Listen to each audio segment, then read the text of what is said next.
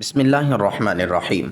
ناظرین، ہم سب جانتے ہیں کہ اس دنیا میں مرد اور عورت کی جنس کے علاوہ ایک تیسری جنس بھی پائی جاتی ہے، جسے اردو میں خواجہ سرا، ہجڑا، خسرا، جبکہ عربی میں مخنث کہا جاتا ہے۔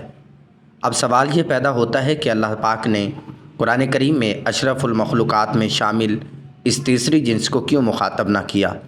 شادی شدہ جوڑے کون سی ایسی غلطی تخلیق کے وہ عیب ہیں کہ جو اللہ نے ان میں سے ایسے ہی رکھے ہیں، جیسے ہم بعض لوگوں کو انسانی اعضاء کے معذور پاتے ہیں؟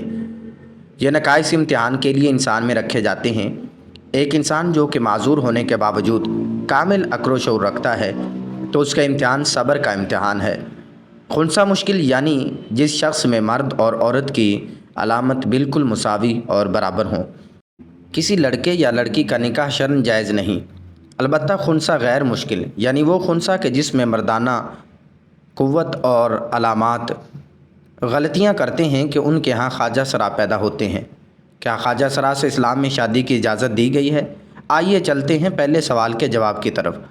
بے شک اللہ پاک ہی ساری کائنات کا خالق و مالک ہے، پھر ایسے کیسے ہو سکتا ہے کہ وہ اپنی مخلوق میں اس تیسری مخلوق اور جنس کا ذکر نظر انداز کر دے؟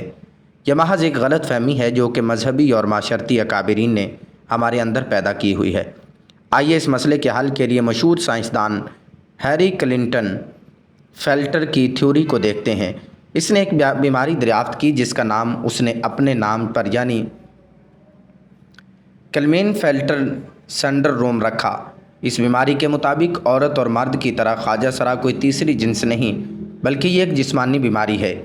اللہ تعالیٰ نے انسان کو مرد اور عورت کے ہی روپ میں پیدا کیا ہے، لیکن جس طرح دیگر پیدائشی بیماریوں کی وجہ سے بچہ اندھا، گونگا اور بہرا پیدا ہو سکتا ہے، تو اسی طرح کروموسومز ایکس اور وائی کی تعداد کے عدم مطابقت کی وجہ سے بچے کی جنس کا تعین بھی نہیں ہو پاتا، جس سے بچہ پیدائشی طور پر اب نارمل پیدا ہو جاتا ہے۔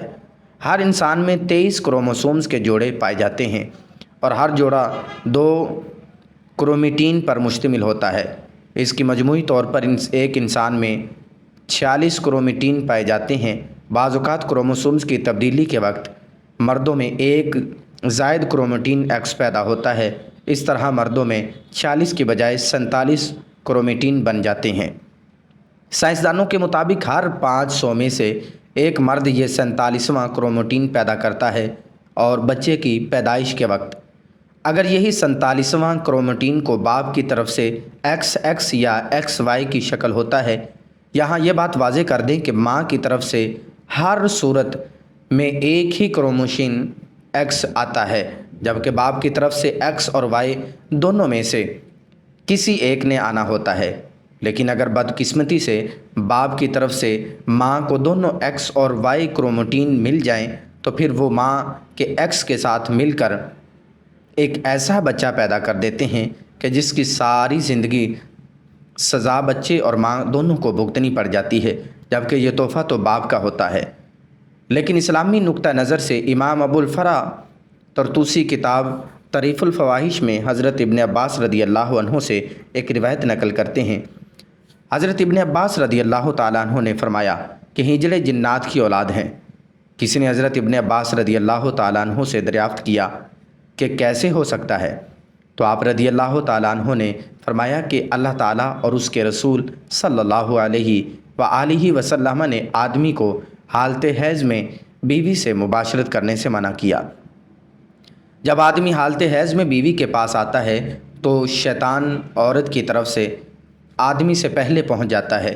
اس لیے ہمارے پیارے نبی حضرت محمد صلی اللہ علیہ وآلہ وسلم نے فرمایا کہ جب تم میں سے کوئی لوگ اپنی بیوی کے پاس جائے تو دعا پڑھ لیا کرے، اور وہ دعا ہے کہ اللہ تعالیٰ کے نام کی مدد سے اے اللہ ہمیں شیطان سے محفوظ رکھ اور ہماری اولاد کو بھی شیطان کے شر سے محفوظ فرما۔ تو اس طرح شیطان انسان کو کوئی نقصان نہیں پہنچا سکتا۔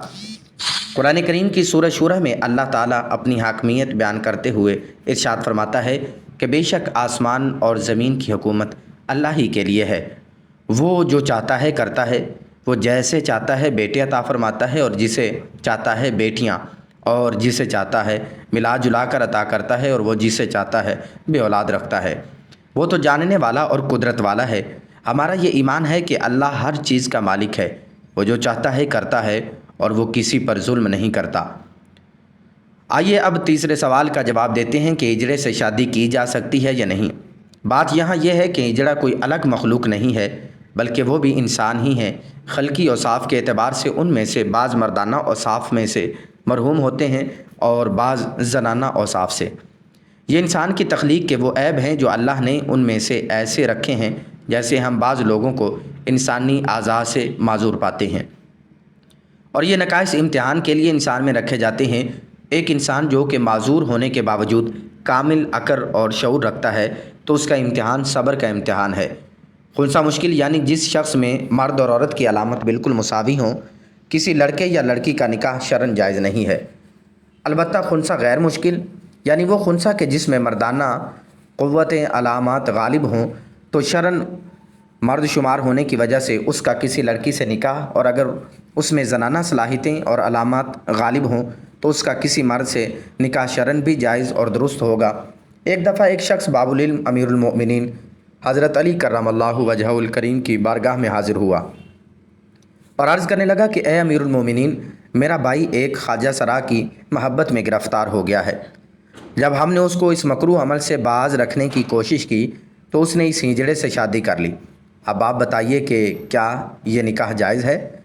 جب یہ معاملہ حضرت علی رضی اللہ تعالیٰ عنہ کے سامنے پیش کیا گیا تو حضرت علی رضی اللہ تعالیٰ عنہ نے خواجہ سرا سے دریافت کیا کہ تمہاری مشابہت مرد کی طرح ہے یا عورت جیسی ہے؟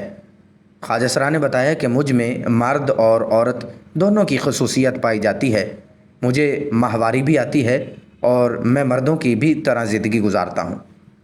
ایک دفعہ یہودیوں کی ایک جماعت حضرت علی رضی اللہ تعالیٰ عنہ کے پاس آئی اور وہ حضرت علی رضی اللہ تعالیٰ عنہ کے علم اور دانائی کے مقام اور مرتبے سے واقف تھے۔ وہ نادان یہ سوچ کر آئے تھے کہ اگر کسی طریقے سے وہ حضرت علی رضی اللہ تعالیٰ عنہ کو علمی بنیاد پر شکست دے دیں تو اس سے مسلمانوں کو شرمندگی ہوگی اور ہر طرف ہمارا ڈنکا بجنے لگے گا۔ اس یہودی جماعت نے یہ منصوبہ بنایا کہ ہم نہ صرف آپ سے سوال کریں گے بلکہ آپ سے سوال آپ کی کتاب یعنی قرآن مجید سے نہیں بلکہ اپنی کتاب یعنی تورات سے کریں گے۔ اس جماعت نے من ہی من میں یہ سوچ لیا تھا کہ اگر حضرت علی رضی اللہ تعالیٰ عنہ ہماری شرائط کے مطابق تورات سے جواب دینے پر راضی ہو جائیں گے تو یہی ہماری جیت ہوگی۔ لیکن کیسے؟ ناظرین، یہودیوں کی اس جماعت کا ماننا کچھ یوں تھا کہ حضرت علی رضی اللہ تعالیٰ عنہ بہرحال حضرت محمد صلی اللہ علیہ وآلہ وسلم کے ماننے والے ہیں، اور حضرت محمد صلی اللہ علیہ وآلہ وسلم پر قرآن پاک نازل ہوا تو یہ بات ممکن نہیں کہ حضرت علی رضی اللہ تعالیٰ عنہ کسی صورت بھی تورات کے سوالوں کا جواب تورات سے ہی دے سکیں گے۔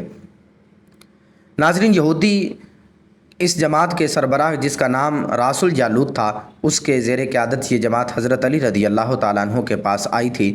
راس الجالوت بولا، اے علی، ہم لوگوں نے آپ کے علم کا بہت چرچا سنا ہے۔ حضرت علی کرم اللہ وجہہ الکریم مسکرا کر بولے، تو کیا اس بات کی تصدیق کرنے آئے ہو؟ راس الجالوت بولا کہ ہم آپ سے چند سوالات کریں گے، آپ کو ان سوالوں کا جواب ہماری کتاب تورات سے دینا ہوگا، اور اگر آپ نے سب کے سامنے ہمارے سوالوں کے جواب دے دیے تو ہم آپ کو باب العلم مان لیں گے۔ حضرت علی کرم اللہ وجہہ الکریم نے مسکرا کر جواب دیا، میں فی الحال اس بات سے بالکل غافل ہوں کہ تم لوگ کیا سوالات کرو گے اور تم کیا سوچ کے آئے ہو۔ اگر میں تمہارے سوالاتوں کے جوابات دینے میں کامیاب ہو گیا تو کیا تم لوگ دین اسلام قبول کر لو گے؟ یہودی اس بات پر آمادہ ہو گئے کہ اگر ان کے تمام سوالوں کے جواب انہیں تورات سے مل گئے تو وہ یہودی مذہب چھوڑ کر اسلام قبول کر لیں گے، اور اس بات کی دلیل یہ ہوگی کہ جن سے آپ نے علم سیکھا وہ یقیناً اللہ کی طرف سے بھیجے گئے سچے نبی ہیں۔ ناظرین، اب تمام معاملات طے ہو چکے تھے اور پورا مجمع خاموش ہو چک کر بیٹھ چکا تھا۔ سوالوں کا سلسلہ شروع ہوا۔ یہودی عالم راس الجالوت نے مجمع کی جانب دیکھا اور علم کے تکبر سے بھرپور لہجے میں سوال کیا، اے علی، یہ بتائیے کہ وہ کون سی چیز ہے جو خدا کے لیے نہیں ہے؟ یہودی یہ جانتے تھے کہ مسلمانوں کی کتاب میں درج ہے کہ ہر چیز اللہ کے لیے ہے، اور اس بات کا جواب حضرت علی کے لیے دینا ناممکن ہو جا۔ مجمع میں بیٹھے تمام افراد سوچ میں ڈوب گئے کہ کائنات میں کوئی ایسی چیز بھی ہے جو اللہ تعالیٰ کے لیے نہ ہو۔ تب حضرت علی رضی اللہ تعالیٰ عنہ نے بغیر کسی توقف کے فرمایا کہ تم جاننا چاہتے ہو کہ وہ کون سی چیز ہے جو اللہ تعالیٰ کے لیے نہیں؟ تو اس کا جواب ہے شرک۔ اللہ ہر قسم کے شرک سے پاک ہے۔ تمام مجمع جو بیٹھا سن رہا تھا بے ساختہ واہ واہ کہہ اٹھا۔ ناظرین، اب راس الجالوت نے دوسرا سوال کیا، اے علی یہ بتائیے کہ وہ کون سی جگہ ہے جہاں اللہ موجود نہیں ہے؟ حضرت علی نے اس کا فوراً جواب دیا کہ اللہ تعالیٰ ہر جگہ موجود ہے۔ اس پر راس الجالوت بولا، اس سوال کا جواب آپ ہمیں ہماری کتاب سے دیں۔ حضرت علی رضی اللہ تعالیٰ عنہ نے فرمایا کہ کیا تمہاری کتاب میں یہ نہیں لکھا کہ حضرت موسیٰ علیہ السلام کے پاس ایک فرشتہ آیا اور حضرت موسیٰ علیہ السلام نے اس سے پوچھا کہ تم کہاں سے آئے ہو؟ تو اس نے جواب دیا کہ میں 7ویں آسمان سے آپ کے پاس حاضر ہوا ہوں۔ اتنے میں حضرت موسیٰ علیہ السلام کے پاس دوسرا فرشتہ آیا۔ حضرت موسیٰ علیہ السلام نے اس سے پوچھا کہ تم کہاں سے آئے ہو؟ اس فرشتے نے جواب دیا کہ میں زمین کے 7ویں طبق سے آپ کے پاس حاضر ہوا ہوں۔ حضرت موسیٰ علیہ السلام نے پہلے فرشتے سے پوچھا، 7ویں آسمان میں تمہارے قریب کون تھا؟ فرشتے نے جواب دیا کہ میرے قریب میرا رب تھا۔ حضرت موسیٰ علیہ السلام نے زمین سے آنے والے دوسرے فرشتے سے پوچھا کہ تمہارے قریب کون تھا؟ اس نے جواب دیا کہ میرے قریب میرا رب تھا۔ تو اس سے یہ معلوم ہوا کہ بلندیوں کی انتہا ہو یا گہرائیوں کی انتہا، اللہ رب العزت ہر جگہ موجود ہے۔ ناظرین، راس الجالوت اب تھوڑا گھبرا گیا تھا یہ دیکھ کر کہ حضرت علی رضی اللہ تعالیٰ عنہ نے اس کے سوالوں کے جواب اس کی کتاب سے ہی دے دیے تھے۔ اس نے حضرت علی رضی اللہ تعالیٰ عنہ سے تیسرا سوال پوچھا، اے علی یہ بتائیے کہ وہ کون سی چیز ہے جو خدا کے قریب نہیں ہے؟ حضرت علی رضی اللہ تعالیٰ عنہ نے فرمایا کہ ظلم ایک ایسی چیز ہے جو میرے رب کے قریب نہیں ہے۔ ناظرین کرام، اب راس الجالوت نے پہ در پہ شکست کھانے کے بعد اپنے سوالوں کا زاویہ بدل لیا۔ اب اس نے علمی سوال کے بجائے تاریخی اور سائنسی سوالوں کی طرف اپنا رخ موڑ لیا اور بہت ہی تکبر بھرے انداز میں اس نے پوچھا، اے علی اس چشمے کا نام بتائیے جو زمین پر پہلی مرتبہ جاری ہوا۔ حضرت علی کرم اللہ وجہہ الکریم بولے کہ اس چشمے کو چھوڑو، پہلے بتاؤں کہ تمہارے دل میں کیا ہے؟ اور تمہارے دل میں یہ ہے کہ وہ چشمہ بیت المقدس کی ایک چٹان کے نیچے ہے۔ راس الجالوت کے منہ سے بے ساختہ ہاں نکلا تو حضرت علی بولے کہ آج اپنی اصلاح کر لو، کیونکہ زمین پر بہنے والا پہلا چشمہ وہ نہیں جسے تم لوگ سمجھتے ہو، بلکہ زمین پر بہنے والا پہلا چشمہ وہ ہے جس سے حضرت خضر علیہ السلام نے پانی پیا، اور یہ وہی چشمہ ہے جس سے آب حیات جاری ہوا۔ ناظرین، راس الجالوت اب مزید گھبرا گیا تھا۔ اس نے گھبراہٹ میں حضرت علی رضی اللہ تعالیٰ عنہ سے ایک اور تاریخی سوال کیا۔ کہنے لگا کہ اے علی یہ بتائیے کہ وہ کون سا پتھر ہے جو آسمان سے پہلی دفعہ اتارا گیا؟ حضرت علی رضی اللہ تعالیٰ عنہ نے جواب دینے سے پہلے ایک جملہ کہا کہ یقیناً تم لوگوں کے ذہنوں میں پہلا پتھر وہ ہے جو بیت المقدس میں نصب ہے، لیکن تم اس بات کو کیوں بھول جاتے ہو کہ خانہ کعبہ بیت المقدس سے کہیں پرانا ہے اور حجر اسود اسی وقت نصب کیا گیا جب خانہ کعبہ پہلی دفعہ تعمیر ہوا تھا، اور وہی پہلا پتھر ہے۔ یہودی آپ کے جوابات سن کر ہمت نہ کر سکے کہ انہیں غلط قرار دیں، کیونکہ آپ ان کے جوابات انتہائی دلیل کے ساتھ دے رہے تھے اور ان کی اصلاح بھی کرتے جا رہے تھے۔ اب کی بار راس الجالوت نے ایک سائنسی سوال پوچھا۔ اس نے پوچھا کہ یہ بتائیے وہ کون سی چیزیں ہیں جو مسلسل کم اور زیادہ ہوتی رہتی ہیں؟ حضرت علی رضی اللہ تعالیٰ عنہ بغیر کسی توقف کے بولے کہ تم اپنے ماہ و سال پر غور کرو تو تمہیں خود ہی اس سوال کا جواب مل جائے گا۔ راس الجالوت نے پوچھا کہ وہ کیسے؟ آپ نے فرمایا کہ کون جانتا ہے، ہر کوئی جانتا ہے کہ کوئی دن اگلے دن کے برابر نہیں ہوتا، اسی طرح گزشتہ رات اگلی رات کے برابر نہیں ہوتی۔ یہی وہ دو چیزیں ہیں جو مسلسل کم اور زیادہ ہوتی رہتی ہیں۔ راس الجالوت نے جواب سن کر حضرت علی رضی اللہ عنہ سے ایک اور سوال کیا کہ زندہ رہنے کی پہچان سانس لینا ہے، کیا کائنات میں کوئی چیز ایسی بھی ہے جو سانس لیتی ہے مگر زندہ نہیں؟ حضرت علی رضی اللہ تعالیٰ عنہ نے فرمایا کہ صبح جب نکلتی ہے تو سانس لیتی ہے، حالانکہ صبح کے پاس نہ روح ہے نہ جان۔ یہ سن کر وہ جلدی جلدی بولا، اچھا یہ بتائیے کہ دنیا میں وہ کون سی چیز ہے جہاں سورج کی کرنیں ایک دفعہ تو پڑیں لیکن دوبارہ اس جگہ کبھی سورج کی کرنیں نہیں پہنچ سکیں؟ حضرت علی رضی اللہ تعالیٰ عنہ نے فرمایا، ہاں یہ سمندر کی وہ جگہ ہے جہاں سے حضرت موسیٰ علیہ السلام اور ان کی قوم گزری تھی، اور سمندر اللہ تعالیٰ کے حکم سے 2 حصوں میں تقسیم ہو گیا تھا۔ بس اس قافلے کے گزرتے ہوئے سورج کی کرنیں اس جگہ ضرور پڑی تھیں، لیکن اس کے بعد سورج کی کرنیں کبھی بھی وہاں نہیں پہنچ سکیں۔ ناظرین، جواب پاتے ہی اس نے حضرت علی رضی اللہ تعالیٰ عنہ سے پھر سوال کیا کہ یہ بتائیں کہ وہ کون سی 2 چیزیں ہیں جو ہمیشہ غائب رہتی ہیں، اور وہ کون سی 2 چیزیں ہیں جو ہمیشہ حاضر رہتی ہیں۔ حضرت علی رضی اللہ تعالیٰ عنہ نے فرمایا کہ آسمان اور زمین کی طرف دیکھو، یہ دونوں تمہیں کبھی غائب نظر نہیں آئیں گی، اور یہ دونوں ہمیشہ حاضر رہتے ہیں، اور وہ موت اور زندگی کو ڈھونڈو تو تمہیں ان کے بارے میں کبھی پتہ نہیں چلے گا کہ وہ کہاں ہیں اور کب آ جاتی ہیں۔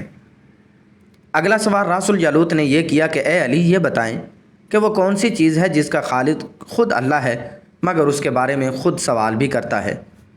حضرت علی رضی اللہ تعالیٰ عنہ بولے کہ حضرت موسیٰ علیہ السلام کے عصا کا خالق خود اللہ تعالیٰ ہے، اور اس عصا کے بارے میں خود اللہ تعالیٰ نے حضرت موسیٰ علیہ السلام سے سوال بھی کیا اور پوچھا کہ موسیٰ، یہ آپ کے ہاتھ میں کیا ہے؟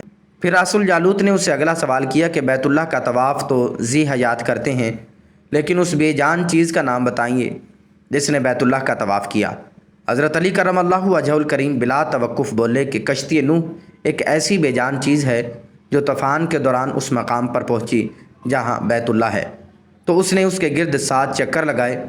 راس الجالوت نے باب العلم حضرت علی رضی اللہ تعالیٰ عنہ سے کئی سوالات کیے، اور تمام کے جوابات آپ رضی اللہ تعالیٰ عنہ نے بالکل ٹھیک ٹھاک اور بغیر توقف کے دیے۔ تو مجمع میں بیٹھے ہوئے ایک یہودی نے بولا کہ حضرت، دنیا میں ہر شخص سوچ کے جواب دیتا ہے، لیکن آپ تو ہر سوال کا جواب بلا توقف دے رہے ہیں۔ حضرت علی رضی اللہ تعالیٰ عنہ نے اس کے سوال کے بدلے میں اس یہودی سے ایک سوال کیا، بتاؤ تمہارے ہاتھ میں کتنی انگلیاں ہیں؟ اس نے فوراً جواب دیا کہ 5۔ حضرت علی رضی اللہ عنہ نے فرمایا، تو نے بھی تو فوراً میرے سوال کا جواب دے دیا۔ اس یہودی نے کہا کہ یا علی، یہ کیسی بات ہوئی؟ مجھے تو معلوم ہے کہ میرے ہاتھ میں 5 انگلیاں ہیں۔ یہ سن کر حضرت علی رضی اللہ تعالیٰ عنہ نے مسکراتے ہوئے کہا کہ مجھے بھی یہ سارے علم ایسے ہی معلوم ہے جیسے تجھے یہ معلوم ہے کہ تیرے ہاتھ میں 5 انگلیاں ہیں۔ یہ سن کر حضرت علی رضی اللہ عنہ نے مسکراتے ہوئے کہا کہ مجھے بھی یہ سارے علم ایسے ہی موجود ہیں اور معلوم ہیں کہ جیسے تجھے یہ معلوم ہے کہ تیرے ہاتھ میں 5 انگلیاں ہیں۔ یہودی نادان نہیں جانتے تھے کہ باب العلم کے پاس کائنات کے رازوں کا علم بھی موجود ہے، لیکن جب انہیں تمام سوالات کے جوابات ٹھیک ٹھیک مل گئے تو راس الجالوت سمیت تمام گروہ نے کلمہ پڑھا اور سب کے سب دارِ اسلام میں داخل ہو گئے۔ ایک دفعہ ایک شخص نے وصیت کی کہ اس کے 17 اونٹ اس کے 3 بیٹوں میں اس طرح تقسیم کیے جائیں کہ میرے بڑے بیٹے کو کل تعداد سے آدھے اونٹ میں، ان میں سے کل اونٹوں کا 3 حصہ، جبکہ سب سے چھوٹے بیٹے کو کل تعداد کا 9واں حصہ ملے۔ اس شخص کے فوت ہو جانے کے بعد شہر بھر کے صاحبان دانش بیٹھ کر سوچ رہے تھے کہ وصیت کے مطابق اونٹوں کی تقسیم کیسے کی جائے۔ بہت سوچ و بچار کے بعد بالآخر انہوں نے حضرت علی رضی اللہ تعالیٰ عنہ کے پاس جانے کا فیصلہ کیا۔ مسئلہ حضرت علی رضی اللہ تعالیٰ عنہ کے پاس جانے کا جب فیصلہ ہوا تو حضرت علی کے پاس جب پہنچے تو آپ نے فرمایا کہ میں یہ تقسیم کر دوں گا۔ حضرت علی رضی اللہ عنہ نے 1 اونٹ اپنی طرف سے کل تعداد میں مستعارن ملا لیا، اب کل اونٹ 18 ہو گئے۔ پھر آپ رضی اللہ عنہ نے یوں تقسیم فرمائی کہ جیسے کل اونٹ 18 ہوئے تو پہلے بیٹے کو کل اونٹوں کا آدھا حصہ یعنی 9 اونٹ دے دیے، اور درمیانی بیٹے کو 1/3 یعنی 6 اونٹ دے دیے، اور تیسرے کو 9واں حصہ 2 اونٹ دے دیے۔ اس طرح کل اونٹ تقسیم شدہ 17 ہوئے۔ اس کے بعد آپ رضی اللہ عنہ نے اپنا ادھار دیا ہوا اونٹ واپس لے لیا۔ حضرت علی رضی اللہ تعالیٰ عنہ نے اپنے غلاموں کو حکم دیا کہ اس خواجہ خسرا کی دونوں طرف والی پسلیاں شمار کریں، اگر بائیں جانے والی ایک پہلی کم دکھائی دے تو پھر اس کو مرد شمار کیا جائے گا، ورنہ اس کو عورت تصور کیا جائے گا۔ جب یہ واضح ہو گیا کہ خواجہ سرا کی ایک پسلی کم ہے تو حضرت علی رضی اللہ عنہ نے فیصلہ صادر فرمایا کہ اسے مرد شمار کیا جائے اور اس کے شوہر اور اس کے درمیان علیحدگی کروا دی جائے۔ اس طرح خواجہ سرا کی وراثت کا بھی مسئلہ ہے کہ اگر تو وہ مرد کے ساتھ مشابہت رکھتا ہو تو مرد کا حصہ پائے گا، اور اگر عورت کے مشابہ ہے تو عورت کا حصہ پائے گا۔ افسوس کہ ہمارا معاشرہ جو کہ اسلامی معاشرہ کہلاتا ہے، اس میں انہیں عزت و احترام حاصل نہیں ہے جو کہ مرد و عورت کو حاصل ہے۔ اسلام میں قدرتی طور پر پیدا ہونے والے ہجڑے بچوں کے لیے وراثت میں حصہ رکھا گیا ہے۔ اس معاملے میں سب سے پہلے والدین کو شعور دینا چاہیے کہ اگر کوئی ایسا بچہ پیدا ہوتا ہے تو ہر صورت میں اسے گھر سے نکالنے کے بجائے معذور سمجھ کر معاشرے کا کارآمد شہری بنانا چاہیے۔ اس سلسلے میں دوسری اور بڑی اہم ذمہ داری حکومت وقت پر بھی عائد ہوتی ہے کہ وہ ان پر جو کام کاج کروانے کے دروازے بند کرتے ہیں، جس کی وجہ سے یہ سڑکوں پر بھینگ مانگنے پر مجبور ہو جاتے ہیں، وہ ختم کی جائیں۔ اس سلسلے میں قانون تو موجود ہے لیکن اس پر کوئی عمل نہیں کرتا۔ بہرحال ہماری آج کی ویڈیو اسی سلسلے میں ایک کاوش تھی کہ ان لوگوں کا وہ حقوق دلوایا جائے جو کہ باقی تمام شہریوں کو حاصل ہیں۔ میری آپ سب سے درخواست ہے کہ خواجہ سرا کو تحقیر کی نظر سے دیکھنے کی بجائے ان کو بھی عزت و احترام دیا جائے، جیسا کہ معاشرے کے دوسرے تمام افراد کو عزت و احترام حاصل ہے۔ اللہ پاک مجھے اور اس ویڈیو کو دیکھنے والے تمام افراد کو کلین فیلٹر سنڈروم جیسی بیماری سے محفوظ فرمائے اور ہمارا خاتمہ بالخیر فرمائے، آمین ثم آمین۔ ناظرین، کمنٹ باکس میں اللہ تعالیٰ کے 99 ناموں میں سے ایک نام ضرور ٹائپ کیجئے گا۔ اللہ حافظ۔